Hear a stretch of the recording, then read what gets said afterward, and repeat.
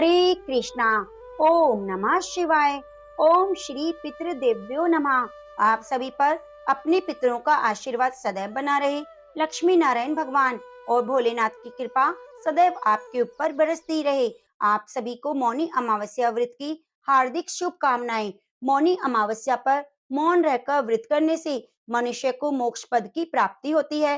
शास्त्रों के अनुसार होठों से ईश्वर का नाम जपने से जितना पुण्य फल मिलता है, उससे कई अधिक गुना पुण्य फल मन में प्रभु का नाम लेने से मिलता है।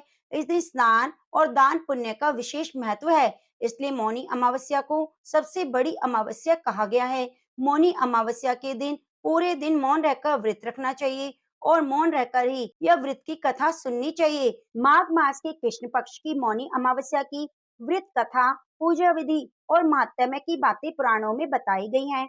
इस व्रत को करने से सुहाग, सौभाग्य और समृद्धि की प्राप्ति होती है। मौनी अमावस्या माघ कृष्ण की चतुर्दशी के ठीक अगले दिन आती है और माघ कृष्ण चतुर्दशी को भगवान शिव का विवाह माता पार्वती से तय हुआ था और अगले दिन मुनियों और देवी देवताओं ने भगवान शिव की साधना के लिए उनकी उपासना की थी। भगवान विष्णु ने देवी पार्वती जी के भाई बनकर उनके विवाह संबंधी कार्यक्रम में भाग लेना स्वीकार किया।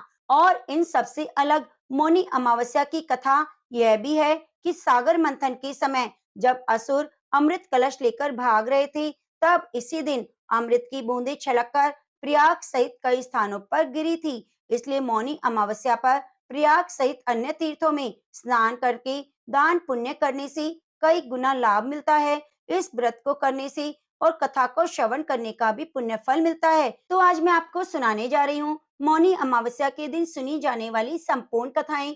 आप इन कथाओं को पूरा पूरा जरूर सुनिए और कथा सुनते हुए हाथ में लाल पुष्प, अक्षत या काले तिल लेकर कथा को सुनिए और कथा पूर्ण होने पर उन्हें भगवान के चरणों में अर्पित कर दिए। तो प्रेम से बोलिए, लक्ष्मी नारायण भगवान की जय। जय श्री गणेश। एक समय की बात है, एक राजा महल में अपने परिवार के साथ सुखपूर्वक निवास किया करता। उसका एक पुत्र था जिसका विवाह हो चुका था। राजा की पुत्र वधू ने एक दिन रसोई में मिठाई रखी हुई देखी तो वह सारी की सारी मिठाई खा गई। जब उससे पूछा गया कि सारी मिठाई कहाँ गई, तो उसने कहा, सारी मिठाई तो चूहे खा गए। पुत्र वधू की यह बात चूहों ने सुन ली और इस गलत आरोप को सुनकर अत्यंत क्रोधित हुए। इसके बाद उन्होंने राजा की बहू को सबक सिखाने का निश्चय कर लिया। कुछ दिनों के बाद महल में कुछ मेहमान आए हुए थे। चूहों ने सोचा, ये अच्छा अवसर है कि राजा की पुत्र वधू को सबक सिखाने का बदला लेने का। चूहों ने बहू की साड़ी चुराई और उसे जाकर अतिथि के कमरे में रख दिया। जब सुबह सेवकों और अन्य लोगों ने उस साड़ी को वहां पर देखा, तो लोग राजा की बहू के चरित्र के बारे में बातें करने लगे। यह बात जंगल में आग की तरह पूरे गांव में फैल गई। जब यह बात राजा के कानों तक पहुंची, तो उसने अपनी पुत्र वधू के चरित्र पर शक करते हुए उसे महल से निकाल दिया। राजा की बहू महल से निकलकर एक झोपड़ी में रहने लगी और नियमित रूप से पीपल के एक वृक्ष के नीचे दीपक जलाने लगी। इसके साथ ही पूजा करके गुड़धानी का भोग लगाकर लोगों में प्रसाद वितरित करने लगी। इस प्रकार कुछ दिन बीत जाने के बाद एक दिन राजा उस पीपल के पेड़ के पास से गुजरे जहां उनकी बहू हमेशा दीपक जलाया करती थी। इस दौरान उनका ध्यान उस पेड़ के आसपास जगमगाती हुई रोशनी पर गया। राजा इसे देखकर चकित रह गए। महल में वापस आने के बाद उन्होंने अपने सैनिकों से उस रोशनी के रहस्य का पता लगाने के लिए कहा। सैनिक राजा की बात मानकर उस पेड़ के पास चले गए। वहां उन्होंने देखा कि दीपक आपस में बात कर रहे थे। सभी दीपक अपनी अपनी कहानी बता रहे थे। तभी एक बोला, मैं राजा के महल से हूँ। महल से निकल जाने के बाद राजा की पुत्र वधू रोज मेरी पूजा करती है, मुझे प्रज्वलित करती है। सब अन्य दीपकों ने उससे पूछा कि राजा की बहू को महल से क्यों निकाला गया, तो उसने बताया कि एक दिन उसने मिठाई खाकर चूहों का झूठा नाम लगा दिया। इस पर चूहे नाराज हो गए और राजा की बहू से बदला लेने के लिए उसकी साड़ी अतिथि के कमरे में रख आए। यह सब देखकर राजा ने उसे महल से निकाल दिया। यह सुनकर सैनिक भी हैरान रह गए और महल वापस आकर उन्होंने राजा को पूरी कहानी सुनाई। यह सुनकर राजा को अपनी गलती का एहसास हुआ और उसने अपनी पुत्र वधू को महल में वापस बुला लिया। इस प्रकार पीपल के पेड़ की नियमित पूजा करने का फल राजा की बहू को मिला। वह अपना जीवन आराम और खुशी से व्यतीत करने लगी। तो प्रेम से बोलिए, भोलेनाथ की जय, माँ पार्वती की जय। अब आइए सुनते हैं सभी मनोकामनाओं को पूरी करने वाली अन्य कथा। एक साहूकार के 7 बेटे, 7 बहू और एक बेटी थी। साहूकार के घर एक जोगी भिक्षा मांगने आता। जोगी को साहूकार की बहू भिक्षा तो देती और वह ले लेता, लेकिन जब बेटी देती तब वह भिक्षा नहीं लेता। कहता, बेटी सुहागन तो है पर इसके भाग में दुहाग लिखा है। यह बात सुनकर बेटी को चिंता होने लगी। उसका शरीर कमजोर होने लगा। उसकी माँ ने पूछा, बेटी तुम इतने दिनों तक इतनी कमजोर क्यों होती जा रही हो? तब उसने बताया, एक जोगी भिक्षा मांगने आता है।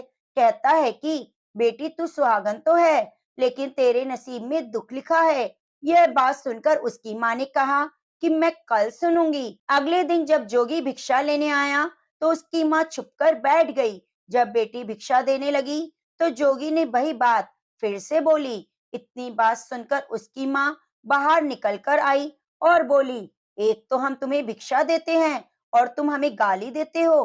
तब जोगी बोला कि मैं गाली नहीं देता, जो सच है वही बोलता हूँ। इसके भाग में लिखा है वही कहता हूँ। माँ ने जोगी से कहा कि तुम्हें यह पता है कि इसके भाग में दुख लिखा है, तो यह भी पता होगा कि ये कैसे दूर होगा। तब जोगी बोला, 7 समुंदर पार एक सोना धोबिन रहती है जो समवती अमावस्या का व्रत करती है। अगर वह अपना फल इसे दे दे तो निवारण हो जाएगा, नहीं तो विवाह होकर भी इसके पति को सर पे डस लेगा। यह बात सुनकर माँ बहुत रोने लगी और सोना धोबिन की तलाश में जाने लगी। चलते चलते रास्ते में तेज धूप पड़ने लगी तो साहूकारनी एक पीपल के पेड़ के नीचे बैठ गई। उस पीपल के पेड़ में एक गरुड़ पक्षी का घोंसला था जिसमें गरुड़ का छोटा बच्चा था। साहूकारनी को घोंसले के पास एक सर्प जाता दिखाई दिया तो उसने गरुड़ के बच्चे को बचाने के लिए सांप को मारकर ढाल के नीचे रख दिया।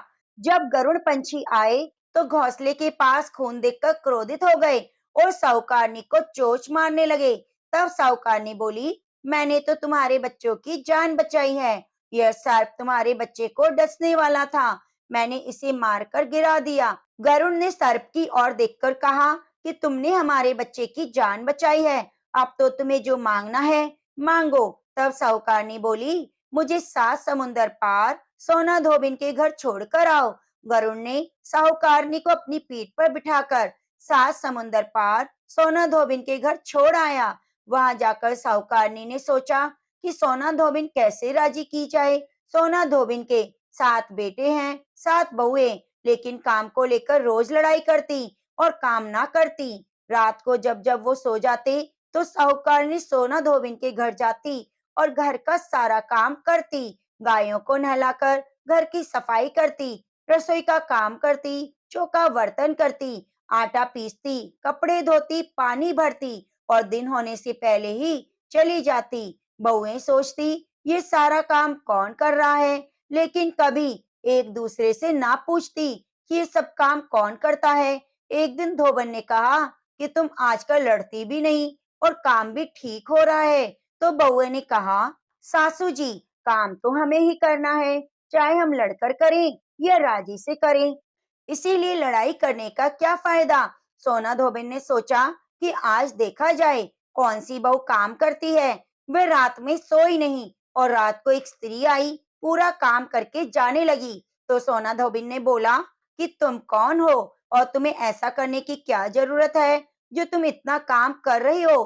तब साहूकारनी ने बोला, जरूरत है तभी तो काम कर रही हूँ। सोना धोबिन ने पूछा, तुम्हें क्या चाहिए? साहूकारनी बोली, पहले मुझे वचन दो तब मैं आपको बताऊंगी। सोना धोबिन ने वचन देकर कहा, अब आइए मैं आपको वचन देती हूँ। साहूकारनी बोली, मेरी बेटी के भाग में दुख लिखा है, इसलिए आप चलकर उससे सुहाग दें, समोवती करें। सोना धोबिन अपने बेटे बहू से बोली, मैं साहूकारनी के साथ जा रही हूँ। यदि पीछे से तुम्हारे पिताजी खत्म हो जाएं, तो तेल घी के कूप में डालकर छोड़ देना।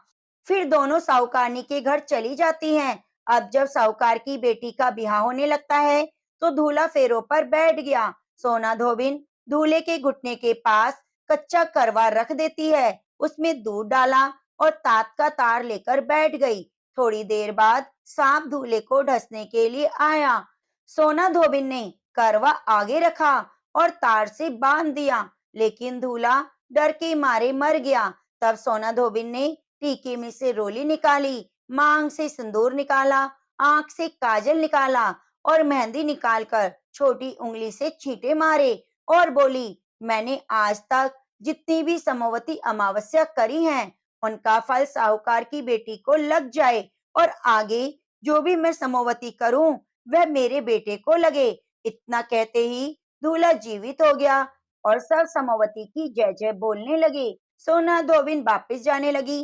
तब साहूकारनी बोली, तुमने मेरे जवाई को नया जीवन दिया, इसलिए कुछ भी मांगो। वह बोली, मुझे कुछ नहीं चाहिए, सिर्फ एक हांडी दे दो। वह हांडी लेकर चली जाती है। रास्ते में समवती आती है, तो हांडी की 108 परिक्रमा लगाकर पीपल के पेड़ के नीचे गाड़कर घर आ जाती है। घर आकर देखती है, उसका पति मरा हुआ तेल और घी के कूप में पड़ा है। तब टीके में से रोली निकालती है, मांग से सिंदूर, आंख से काजल और मेहंदी निकालकर छोटी उंगली से छींटे दिए और बोली, मैंने जो रास्ते में समवती की, उसका फल मेरे पति को लगे। इतना कहते ही उसका पति उठकर बैठ गया और घर का ज्योतिष आया और बोला कि जजमान, समवती अमावस्या को मेरे लिए क्या दक्षिणा है? सोना धोबिन बोली, मुझे तो समवती रास्ते में आई तो कुछ भी नहीं किया, जो कुछ किया पीपल के नीचे गाड़ दिया। ब्राह्मण ने जाकर खोद कर देखा तो 108 और 13 सोने के चक्कर मिले। ब्राह्मण सबको घर ले आया और बोला, ऐसी फेरी की है, और मुझे बोल दिया कि कुछ भी नहीं किया। सोना धोबिन बोली, यह तो तुम्हारे भाग से हुआ, इसलिए इसे तुम ले जाओ। ब्राह्मण बोला, मेरा तो इसमें चौथी पाती है, बाकी आपका मन हो उसे दे दो। सारी नगरी में बोल दिया कि सभी अमावस्या का व्रत करें। हे अमावस्या माता, जैसे आपने साहूकार की बेटी को सुहाग दिया, वैसे सबको देना। अमावस्या की कहानी कहने सुनने वाले को देना। तो प्रेम से बोलिए, गौरी शंकर भगवान की जय। आप इन कथाओं को बड़ी ही श्रद्धा और प्रसन्नचित मन से पूरा अवश्य सुनिए। एक समय की बात है, वनवास के दौरान भगवान राम, लक्ष्मण और सीता सहित महालय पक्ष के दौरान श्राद्ध करने के लिए गया धाम पहुंच गए। गया धाम पितरों के तर्पण के लिए एक ऐसी जगह है जहां माता सीता ने अपने ससुर राजा दशरथ का पिंडदान किया था। ऐसा माना जाता है, इस स्थान पर पिंडदान करने से पितरों की आत्मा की शांति के साथ साथ स्वयं पितरों के ऋण से भी मुक्ति मिल जाती है। श्राद्ध के लिए सामग्री जुटाने के लिए भगवान राम और लक्ष्मण नगर की ओर चले थे। उसी दौरान माता सीता ने दशरथ का पिंडदान किया था। एक पौराणिक कथा के अनुसार राजा दशरथ की मृत्यु के बाद भरत और शत्रुघ्न ने अंतिम संस्कार की हर विधि को पूरा किया, परंतु राजा दशरथ को सबसे ज्यादा प्यारे अपने पुत्र श्री राम थे। इसीलिए अंतिम संस्कार के बाद उनकी चिता की बची हुई राख उड़ते उड़ते गया के फल्गुन नदी के पास पहुंची। उस समय भगवान राम और लक्ष्मण वहां मौजूद नहीं थे। तभी सीता जी को राजा दशरथ की छवि दिखाई दी। राजा दशरथ की आत्मा ने सीता जी से अपने पास समय कम होने की बात कहते हुए अपने पिंडदान करने की विनती की। सीता माता ने राजा दशरथ की राख मिली हुई बालू को अपने हाथ में उठा लिया। वहां मौजूद एक ब्राह्मण फल्गुन नदी, गाय तुलसी, अक्षय वट और केतकी को पिंडदान का साक्षी बनाया। राजा दशरथ को पिंडदान किया। राजा दशरथ ने भी पिंडदान स्वीकार कर लिया। थोड़ी देर बाद भगवान राम और लक्ष्मण वहां पहुंचे। तब सीता माता की इस बात पर श्री राम को यकीन नहीं हुआ। इसके बाद भगवान राम को क्रोधित देखकर ब्राह्मण, फल्गुन नदी, गाय, केतकी ने झूठ बोलते हुए कि इस बात से इनकार कर दिया, जबकि अक्षय वट ने सच बोलते हुए सीता माता का साथ दिया। ऐसे में सीता माता ने क्रोधित होकर चारों जीवों को श्राप दे दिया। फल्गु नदी को श्राप दिया कि वे जल से विहीन रहे, तुम सिर्फ नाम की नदी बनकर ही रहोगी। केतकी को श्राप दिया कि तुम्हारा फूल किसी भी पूजा में काम नहीं आएगा, इसीलिए केतकी का फूल पूजा पाठ में चढ़ाना वर्जित है। गाय और ब्राह्मण को श्राद्ध में पुनः साक्षी बनने का श्राप दिया। अक्षय वट को वरदान दिया कि तुम्हारी आयु दीर्घायु होगी। तो प्रेम से बोलिए अमावस्या माता की जय। प्रिय भक्तजनों, अमावस्या के दिन पीपल और बट वृक्ष की पूजा करने से अमर सुहाग की प्राप्ति होती है और घर में धन लक्ष्मी के भंडारे भरते हैं।